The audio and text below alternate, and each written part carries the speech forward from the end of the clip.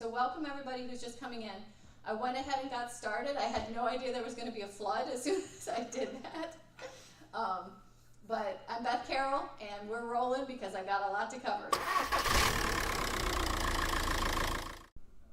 All right, 6 fatal compensation mistakes. So I'm going to run through these quickly, but if you get nothing else out of this, and I have to check my time, because we did get started a little bit late, and some of you guys came in late. So I'm going to probably go a little bit over, just so we have time to ask questions too. Okay, 6 fatal mistakes, very quickly. As I hope you got from the preceding slides, incentive compensation is part of an interconnected system. You can't just do incentive compensation design as a standalone thing. You have to think about it, how it fits in with your overall business objectives and strategy. How do you want to be perceived in the marketplace? What's your culture like? All of these things come together. I remember when I first started in this industry, I think it was my second TIA show, somebody was asking me what I do, and I told them, and they said, God, why would anybody pay you to do that? How is it hard to figure out if it's 20% or 25%? And I went, ooh.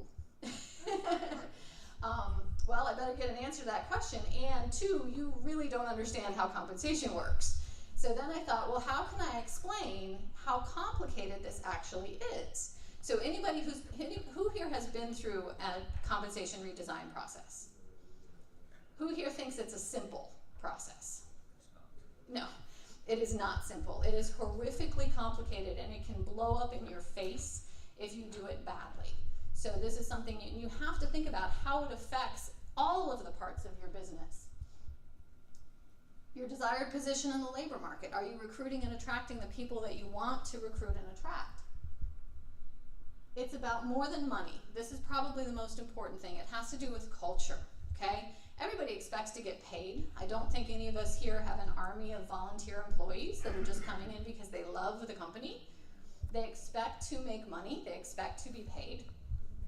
So how you choose to deliver that pay sends a message. I'm going to let you guys read option A and option B. Okay? So I know it's hard to read while somebody's talking. So option A, 100% salary with a discretionary year-end bonus. So you're applying for 2 jobs. You're applying for a company A and company B. So company A is going to pay you 100% salary, and there's a discretionary year-end bonus. Company B is 100% commission with strict rules about clawbacks and a charge if the company hires an assistant to help you. You don't know anything else about either of those companies. I haven't even told you what industry they're in. But what do you know about the culture already about those companies? Some of you are going to gravitate toward A. Others of you are going to gravitate toward B. There's nothing right or wrong about either of those approaches. They can be perfectly appropriate for a given situation and a given company culture. It just depends on what it is the company is trying to accomplish. Now, the biggest mistake a company could make is if they said to me, we're family-oriented, we're team-oriented, we want to build a long group of employees that have been with us for a very long time, we don't want a lot of turnover, but we want to do B. It's like, okay, yeah, that's not going to work, right? Likewise, if you have a company that says we want a lot of super hard chargers, a lot of aggressive, competitive, they're really pushing and going, and we're going to do A. That's not going to work either. So you've got to make sure that you're lined up with how your culture works. Focusing too much on fair often misses the point. You don't have to pay somebody an incentive for everything they do. Okay, so that's another thing to think about here. It's more than just the math. It's really about motivating, that psychological motivation factor here. If you have your sales force or any of your people arguing in accounting over pennies on their check, you've missed the point, okay? It is not worth it to be to the penny fair when you need that person on the floor doing whatever it is they're supposed to be doing, not arguing over $2.50 on their check. So don't get too caught up in that. Incentive design and compensation is it's a constrained optimization problem. There is no perfect incentive plan, which is great for me because it keeps me in business. There will always be tweaks. There can be a good plan for the time being, but it's not going to last for forever. Something about the economy is going to change. Something about your business is going to change. You will need to make changes to your compensation plan. For every gain, there's a loss. Keep that in mind as you're going through this. Finding the right balance for your company is the most important thing. So think about the things that you're balancing off against each other. Okay, do you want more team focus or more individual focus? Do you want high payouts or company profits? You often can't get both of those things, right? So you have to find the balance that's going to work for your organization. You also need to think about how this is going to evolve 5, 10, 15 years from now. What's great right now isn't going to be great 10 years from now. So have you backed yourself into a corner? And here's a hint. If you've set up a system with your sales reps, this is particularly for asset sales. If you set up a system with them where they're getting 5% of the revenue or 1% of the revenue or whatever it is in perpetuity for any sales that they make, you are going to regret that at some point, okay?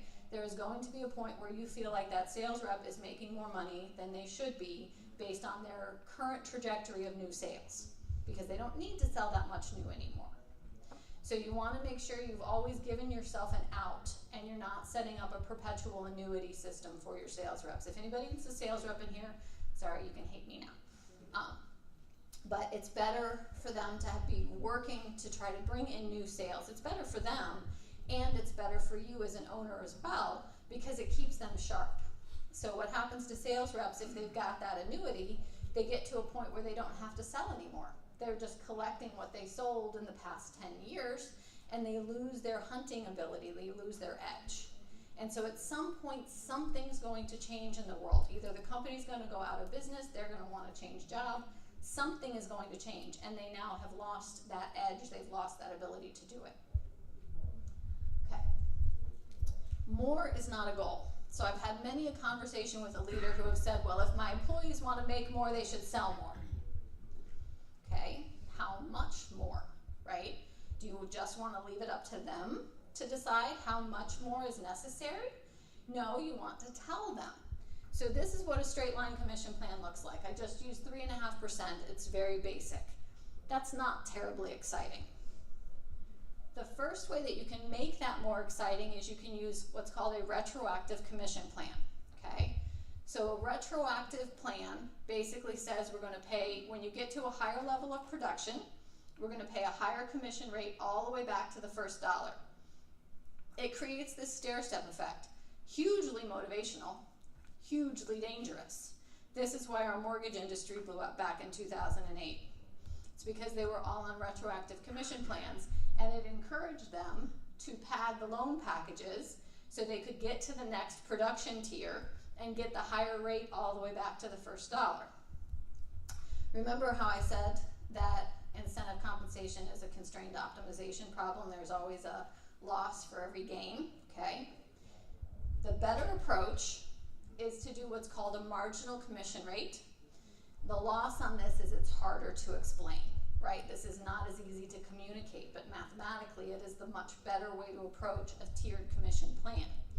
And that basically works like taxes, where you get the higher percentage, but only on the dollars in that bucket. So it doesn't go all the way back to the beginning. It creates this nice smooth payout curve here. And you'll notice all three versions pay exactly the same amount at target, right? You can scale it. I just happen to scale it to show it this way, that the marginal rate is paying less for the underperformers and more for the overperformers. But you have, with either the retroactive or the marginal approach, you now have regained control over what good looks like, right? So you can tell them that, hey, we expect you to get to $20,000 a month. And when that happens, something's going to be different. But if you put in the new McLeod system, now they're going to be much more efficient. They're going to be able to move a lot more loads. So the next time that you change the incentive compensation plan, maybe the expectation is going to be 22.5 instead of 20. You can keep the rates the same, but you've changed the productivity expectation. So it goes back to that changing the goal versus changing the commission.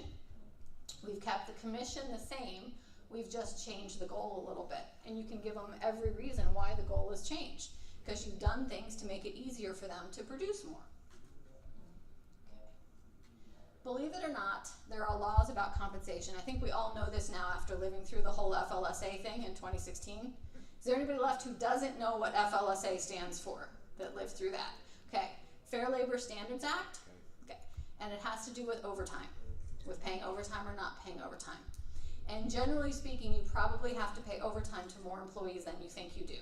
And that's the long and the short of it, and all I'm going to go into now. Okay, holdbacks are a problem. So if you have a commission plan where you tell a sales rep that they earned the money, say when they signed a contract, but that you're holding it until the customer pays, that's actually illegal in some states. Very simple to say, you have not earned it until we are paid, right?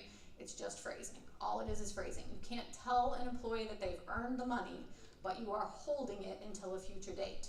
Just say they haven't earned it until a future date, and then you're fine. Okay. There's also a law in California about documentation for a commission plan. So be very careful that you are actually paying a true commission. Because if you are, then you have to document your compensation plans in a particular way. So a commission is a percentage of revenue or a percentage of gross margin. It's not any and all incentive plans. The word is generally used that way by most people. Anytime somebody is a sales rep, will say they're paid sales commissions, but oftentimes they're not actually on a commission plan in the legal definition of the word. They may be on a goal-based incentive plan, they may be on a bounty, they may be on a lot of other things. If they're not paid a percentage of revenue or a percentage of margin, then it's not strictly speaking a commission plan by the legal definition. So don't get yourself in trouble by calling your plan a commission plan if it's not. Okay. You can't expect to half-bake your compensation plan and have it work for you, okay? So you have to really own the plan. You have to understand it. You have to have been through it. You have to have designed it. You have to have tested it. You have to have lived through the communication challenge of having employees cry when you change their compensation plans, of having them yell and get up and leave the room.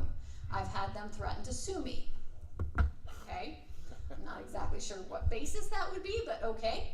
I've had them say that they're going to have their accountants review the plan. Okay, you can have your accountant review the plan if you want to, but if you haven't been through and lived through all those challenges, then you don't know how you have to prepare ahead of time. So you need to make sure that you understand all of it, you know why it is the way it is, you know what trade-off decisions had to be made. You need to know the data that you have to support the plan. You have to have tested it. Use care when setting goals. Goals can work wonders to solve problems, but they also create their own problems. You have communicated it to your staff thoroughly.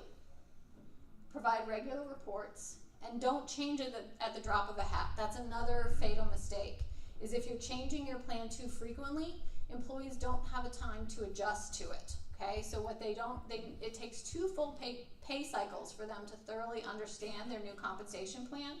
If you're paying quarterly, that's 6 months, okay? So you've got to let it ride for a little while for them to fully understand how it works.